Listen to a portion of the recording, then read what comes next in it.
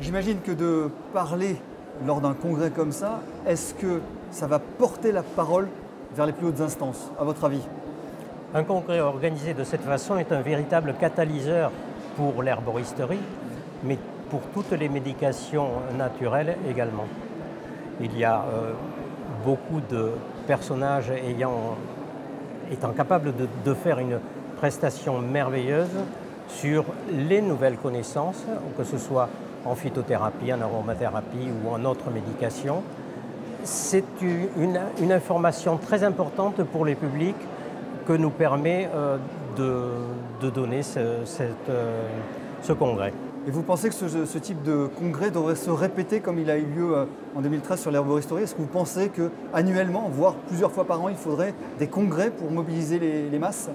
Plusieurs fois par an, je ne sais pas, parce que c'est difficile. C'est long à préparer. Mais par contre, effectivement, un congrès annuel qui nous permet de nous rencontrer, d'échanger, bien sûr, ça devient une table ronde qu'il faut organiser. Là, vous allez parler dans quelques instants.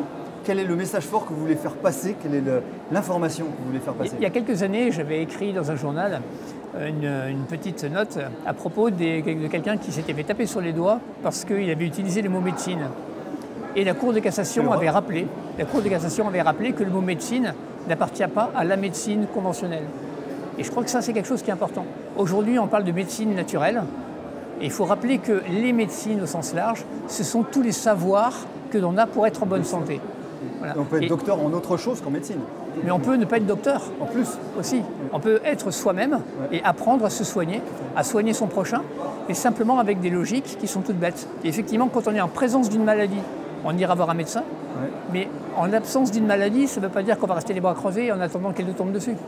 Il faut entretenir sa santé, et je crois que les médecines naturelles sont d'abord des logiques, non pas de prévention, parce que qui dit prévention dit que la maladie peut être là, et plutôt d'entretien de la santé. Donc je pense que les médecines naturelles, c'est ça. Et donc un congrès sur les médecines naturelles, ça sert justement à échanger sur comment est-ce que la santé, au quotidien, il faut l'entretenir. Sacrée tâche. Votre message que vous voudrez faire passer sur l'herboristerie? Le public est de plus en plus demandeur de médecine douce, de médecine complémentaire, comme disait le professeur Joyeux tout à l'heure.